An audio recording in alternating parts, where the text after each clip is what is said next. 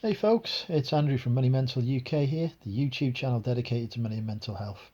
For those of you new to the channel, my name is Andrew, part-time eBay reseller and a mental health advocate.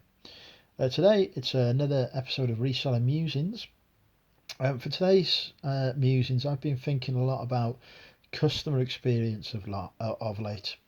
I've been putting myself in the shoes of my customers and what they would expect from me based on my own perspective as a purchaser, as a buyer.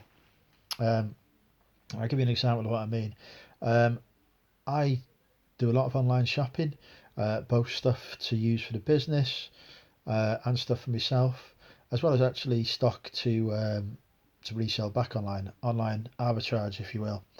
Um, and I've noticed a substantial difference in levels of service that I receive in some areas. When I'm buying stuff from Amazon, it always meets a very high standard, particularly if it's from Amazon Prime. Um, I get what I've asked for pretty much when I expect it to, and I even get things like tracking that shows me where that item is on its journey to me, and how far away from my house it is and stuff. If I depending on the product I've ordered and how expensive it is, which is a really great sort of advantage and tool to have. Um, Stuff I buy off eBay is all over the place. It really is. I've had in the last few weeks, right? I'll give you some examples. I had something that was sent. The sender didn't even put the right house number on it. It was only by luck. It was delivered to one of my neighbours, who said, "Oh, this is Andrew's name on here," and brought it round for me, and it had completely wrong number on it.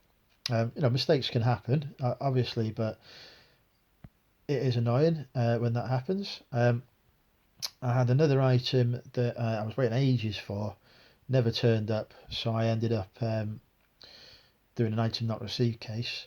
And a couple of days later, I had a thing through the letterbox from the post office to say there was something waiting for me at the sorting office that no postage had been paid on. Um, and it turned out it was this item that I'd just been refunded on. They hadn't put a stamp on it, so yeah. Literally, I had to pay £2 to get it. Then I had a free item, effectively. Well, or an item for £2 that would have cost me five otherwise. Um, I ordered a lot of games as well off eBay, and a lot of them just come in a poly bag, no jiffy bags or protected mailers sort of around them. So sometimes when they come, the cases are damaged, etc. And that sort of made me change my buying patterns because I've just had enough of it. Um, so I don't tend to use eBay to source from um, as much as I have been in the past because, as I say, quite often when stuff comes, it's been damaged in the post, etc. I'm having to go to the effort of raising cases with the sellers because they've not packaged it properly, and having to go through that process, which is just adding to my sort of time.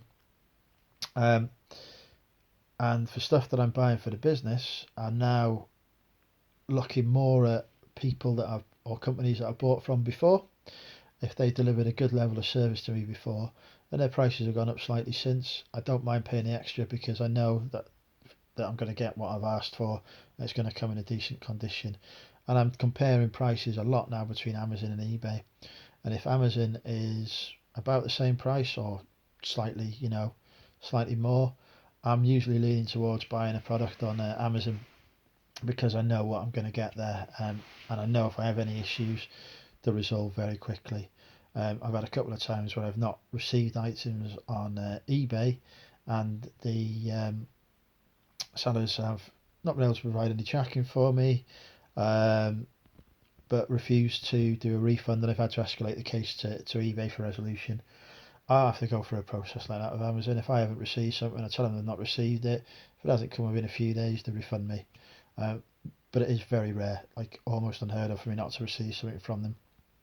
So yeah, I'm now building a sort of list of people that I've bought from before on eBay, keeping those as my save sellers because I know they do a good job, and I'm sort of becoming more risk averse almost towards buying stuff from companies or people that I've not used before because I just don't.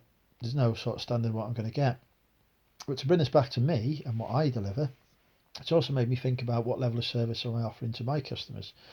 I have on media a lot of repeat customers who come back to me. And I think the reason for that is because I always use Jiffy bags, official branded Jiffy bags now for shipping products. I didn't always in the past, but I always use those. So the stuff always gets to the buyer and it always seems to arrive in good and decent condition. Across other categories, I have less repeat buyers, and I think that's probably because my packaging isn't quite as good as it should be.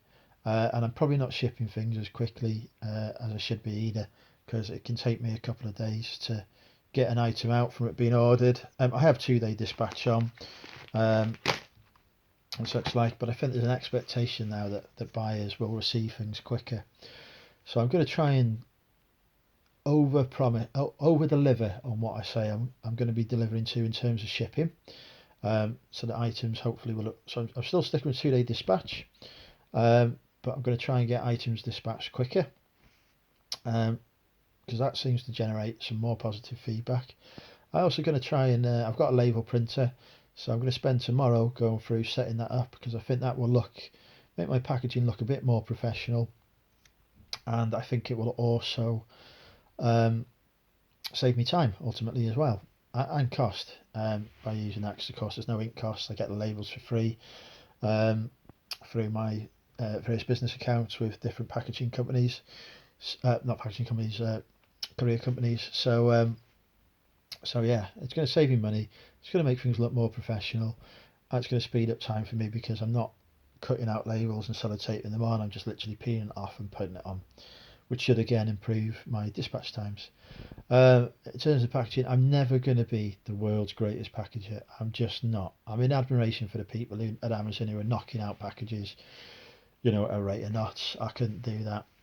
But I'm slightly improving. I'm going to use a lot more clear parcel tape now rather than the brown one because I think it looks better. I've also upgraded the parcel tape I'm using because I've been using some of the cheaper stuff. It's just I'm having to use more of it. It doesn't stick down properly, so I'm going to try and use the stuff that more of the stuff that I've actually got recommended in my description below because that does seem to do the trick a lot better. So yeah, those are just my thoughts. Some of that might be stuff you want to consider. It might be worth sitting down and thinking about. Well, what are my buyers getting from me? Is what I'm sending to them putting them off buying from me, or even worse, eBay as a whole again in the future? So I think that little bit of extra care, preparation, and time invested into each delivery will reap its own rewards in terms of getting repeat customers such as myself coming back to you and buying more stock. So yeah, food for thought, folks. Thanks for watching. See you all soon.